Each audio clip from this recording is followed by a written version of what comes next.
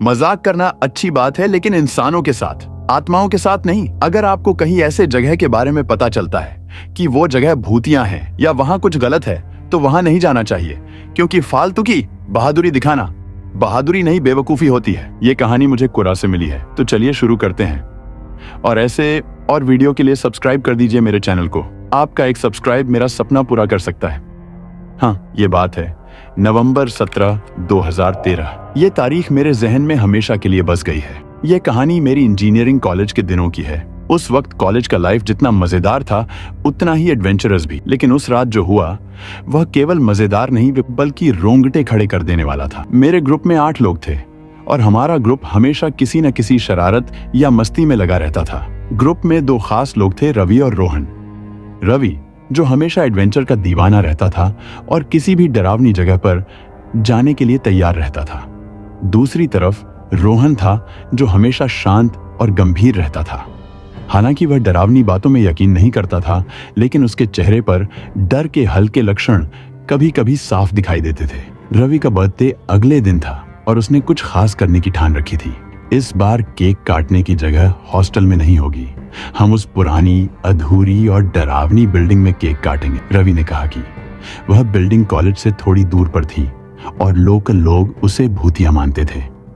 वहां अजीब अजीब आवाजें सुनाई देने और परछाइयों के दिखने की कहानियां मशहूर थीं। रोहन ने तुरंत मना किया, यार ये सब बेवकूफी है, वहां जाना कोई समझदारी नहीं है। लेकिन रवि अपनी जिद पर अड़ा रहा, भाई अगर डरते हो तो घर बैठो, लेकिन मेरे बर्थडे को बोरिंग मत बनाओ। अंत में ग्रुप के बाकी लोगों ने भी रवि का साथ दिया और रोहन को पीयर प्रेशर में हामी भरनी पड़ी। हम सब ने फटाफट केक लिया। रात के 11:30 पर हम सब चुपचाप हॉस्टल से निकले। बाहर ठंडी हवा चल रही थी और रास्ता बिल्कुल सुनसान था। जैसे ही हम उस बिल्डिंग के करीब पहुंचे, रोहन ने एक बार फिर हमें रुकने को कहा, लेकिन रवि ने उसे अनसुना कर दिया। अगर कुछ अजीब हुआ तो? रोहन ने कहा, तुम्हारे डरने से ज्यादा अजीब कुछ नहीं हो सकता। रवि ने मजाक उड़ाया। जब हम बिल्डिंग के करीब पहुंचे तो उसने हमें हैरान कर दिया। उसकी दीवारें टूटी हुई थीं, खिड़कियां गायब थीं और अंदर गहरी खामोशी थी। ऐसा लग रहा था जैसे ये जगह सालों से इंसानों से दूर हो। चारों ओर झाड़ियां और बेलें उग आई थीं और बिल्डिंग पर समय की मार साफ दिखाई दे रही थी। हम अंदर गए और पहली मंजिल की ओर बढ़े। वहां पहुंचते ही रवि ने केक निकाला और 2 मोमबत्तियां जलाईं। अंधेरे और खामोशी के बीच मोमबत्तियों की हल्की रोशनी एक अजीब सा माहौल बना रही थी। रवि ने केक काटा और सभी ने उसे बर्थडे की शुभकामनाएं दी। इस बीच रोहन बार बार बाहर जाने की बात कहता रहा, लेकिन रवि ने उसकी बातों को मजाक में उड़ा दिया। अचानक एक ठंडी हवा का झोंका आया और मोमबत्तियां बुझ गईं। पूरा कमरा घने अंधेरे में डूब गया। किसी ने हल्की सी हंसी की आवाज सुनी। रोहन चौंक कर बोला, यह आवाज किसकी थी? रवि ने मजाक में कहा, शायद तुम्हारा कोई भूतिया दोस्त आया होगा। हमने जैसे तैसे अपने मोबाइल की टॉर्च जलाई और माहौल थोड़ा सामान्य हुआ। लेकिन तभी हमने पहली मंजिल की खिड़की के पास किसी परछाई को देखा। वह परछाई धीरे धीरे हमारी ओर बढ़ रही थी। रवि ने हिम्मत जुटाकर पूछा कि कौन है वहां, लेकिन कोई जवाब नहीं आया। अचानक वह परछाई गायब हो गई और एक जोर की आवाज आई, जैसे किसी ने दरवाजा बंद किया हो। यह जगह सही नहीं है, हमें तुरंत यहां से निकलना चाहिए, रोहन ने कहा। लेकिन रवि ने उसे डरपोक कहकर चुप करा दिया। तभी कुछ ऐसा हुआ जो आज तक हमें समझ नहीं आया। हम सब डरे हुए थे। तभी किसी ने जोर से भूत चिल्लाया और रोहन ने खिड़की से छलांग लगा दी। हम सब हक्के बक्के रह गए।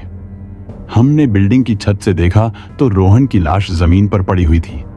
भागते भागते हम बिल्डिंग से बाहर निकले तो हमने उसी जगह जाकर देखा तो वहां रोहन की लाश नहीं थी। तभी हमें उसी बिल्डिंग के ग्राउंड फ्लोर पर बने एक रूम से रोहन की चीखने चिल्लाने की आवाज आने लगी। हम सब ये कमरे गए और रोहन को खोजने लगे, लेकिन वह कहीं नहीं था। हॉस्टल वापस पहुंचने पर हमने देखा कि रोहन अपने कमरे में आराम से सो रहा था। जब हमने उसे जगाया और पूछा कि तू हॉस्टल कब आया, पर उसने जो कहा उससे हमारे होश उड़ गए। उसने कहा कि मैं तो तुम्हारे साथ गया ही नहीं था। यह सुनकर हमारे होश उड़ गए।